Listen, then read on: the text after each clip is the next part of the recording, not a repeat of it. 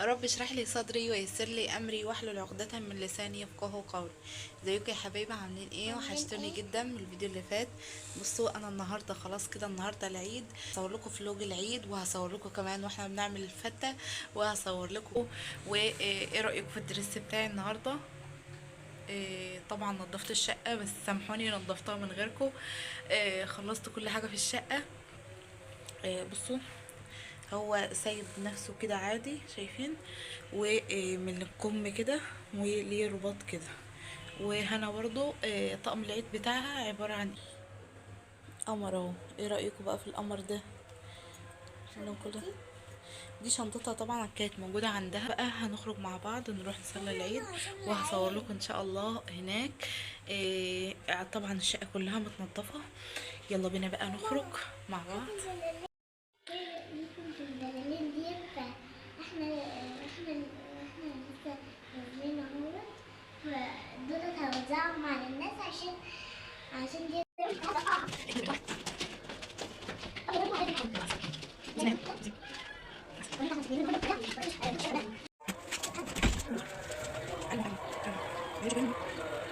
بصي هنا،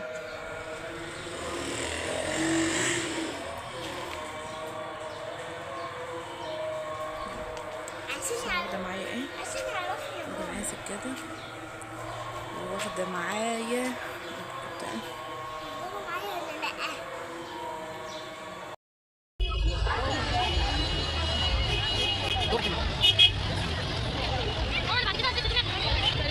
مي هنا.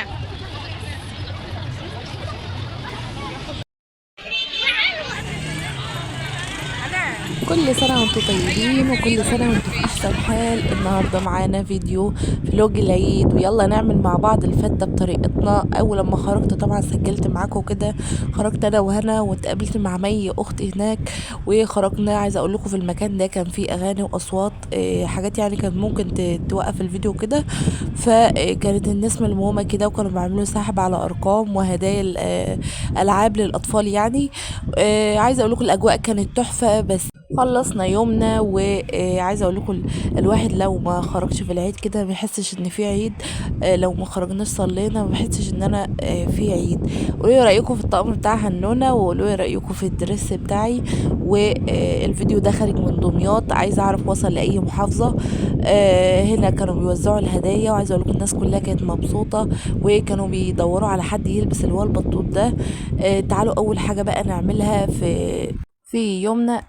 اول حاجه طبعا عملت الترمس كده، حطيته على النار. وكمان اللحمه حطيتها على النار، حطيت نص كيلو لحمه على النار، وحطيت عليهم البهارات الجافه. حطيت ورق لورا، حطيت حبهان مستكه، فلفل اسود حصى او عادي بودره. حطيت طماطمايه، وكمان بصلايه لو عندك جزريه حطيها. جيت هنا بقى على النار، نقلت ده هنا ونقلت، وحطيت هنا في العين ديت شوية زيت، وجبت حوالي 5 فصوص من التوم كده، وبعدين حطيتهم وهرستهم زي ما انتم شايفين كده. هنعمل هنا الصلصة بتاعت الفتة. حطيتها وحمرت الزيت اهو، وطفيتها بشوية خل. وبعدين حطيت كيس من الطماطم اللي انا مفرزاها معاكم قبل كده، حطيتها كده. انا عايزه اقول لكم بتنفع جدا، حطيتها زي ما انتم شايفين اهي. وهوطي عليها النار بقى، حطيت شويه فلفل اسود وكمون وكزبره ناشفه. وجبت الرز بتاعي كمان وحطيت عليه الملح بتاعه، وحطيته كده زي ما انتم شايفين. وهنا كان الترمس خلاص استوى، وكمان الفول كان اتنقع يعني وسلقته. فانا هشيلهم بقى احطهم في التلاجة وخلاص. هنا بقى ابتديت جبت الصينيه كده، حطيت عليها عيش من اللي هو العيش العادي بتاع الفرن بتاعنا. طبعا بقى يا سلام لو معلقه سمنه بلدي، بس اكترنا يعني في ناس كتير، في بيوت كتيره ما فيش فيها السمنه البلدي. فحبيت اقول لكم ان هو عادي ان هو يتعمل بالزيت، لان كانت اي اختي يعني بتسالني بتقول لي ينفع تتعمل بالزيت؟ فقلت لها عادي مفيش اي مشكله. المهم عملتها ودخلت العيش اتحمص كده تحت الشوايه، وخرجته كده زي ما انتم شايفين. حطيته في الصينيه دي، وحطيت عليه شويه من الشوربه، وحطيت عليه الرز. انا عايزه اقول لكم كان طعمها يجنن، كان طعمها تحفه. احلى حاجه ان انا بسجل لكم في نفس اليوم النهارده طبعا شايفين الجمال وشايفين العظمة والقمر. احلى طبق كده واكتر حاجة الواحد بيحبها في العيد. حطيت بقى طبقين كمان من الصلصة، ورشيت كده على العيش زي ما انتم شايفين كده.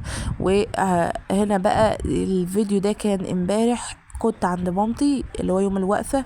وكمان هوريكم اليوم اللي قبله. انا في اليوم ده طبعا شلت الصالون ده كله، كنست تحته ومسحت لها، لان طبعا كلكم عارفين ان النهارده يوم الفرح بتاع اخويا يومين العيد. فطبعا كل يوم بقى ناس رايحة وناس جاية وهيصة وكلام من ده.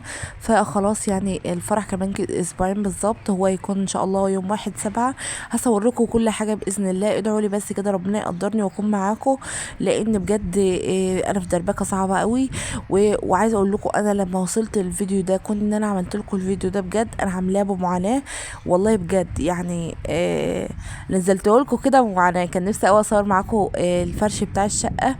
طبعا في الوقت ده هنا هي اللي كانت بتصورني. المهم انا اشتلت الصالون وكنسته ومسحت تحته وحطيت السجاده كده فرشتها زي ما انتم شايفين. وهنا الكنب كانت مي غاسله الفرش بتاعه الكنب وهتبقى تفرشها هي بقى. انا عايزه اقول لكم يعني هي كانت على الحبل وخلاص هتفرشها بعد ما انا جيت. انا عايزه اقول لكم انا جايه من عندهم امبارح الساعه 1 بالليل، وجيت كملت على شقتي هنا. هنا بقى هي كانت جايبه لي الموسم، فقلت اصوره لكم زي كل سنه زي ما بوريكم كل حاجه. هنا كانت جايبه الشوكولاته اللي هي المشكله دي، كانت جايبه منها. وكمان كانت جايبه لي اكياس مكرونه شعريه.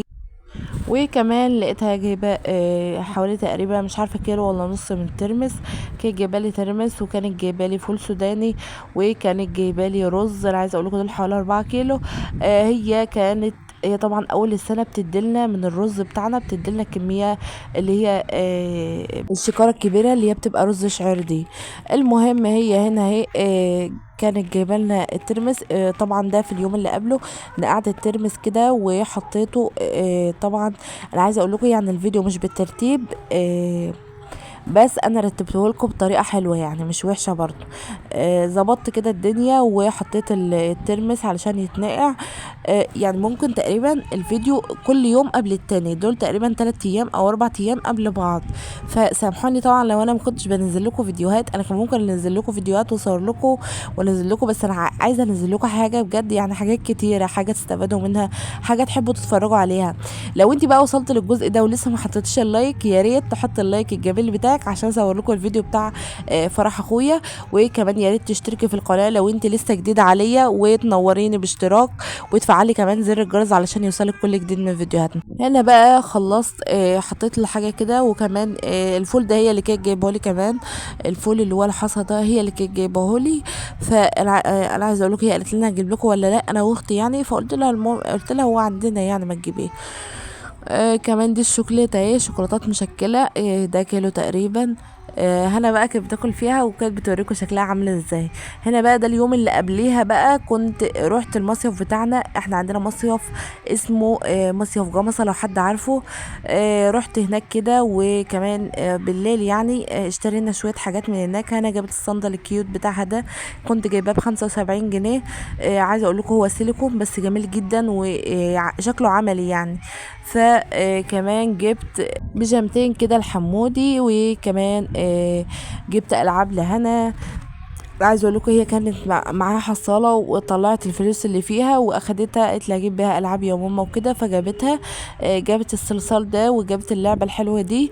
وكمان انا عايزه اقول لكم يعني اعملوا موضوع الحصاله ده حلو، واعملوه لاولادكم يجمعوا فيه اي فكه معاكي اديها لهم يعني مش مشكله، ومش هتحسي بحاجه، وهتحسي ان هم بيجيبوا اللي نفسهم فيه من غير ما انت تحسي.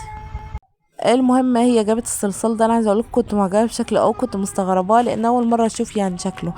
وكمان كانت جايبه اللعبه التانية.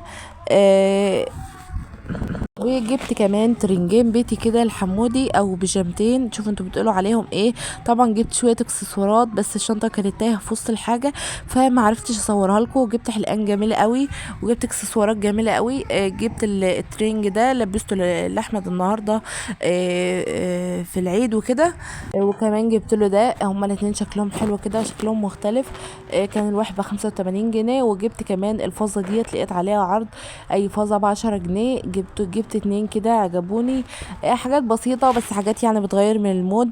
بشكركم على حسن المتابعة. لو وصلتوا للجزء ده من الفيديو ما تنسوش تحطوا لايك وتشتركوا في القناة وكمان تفعلوا زر الجرس.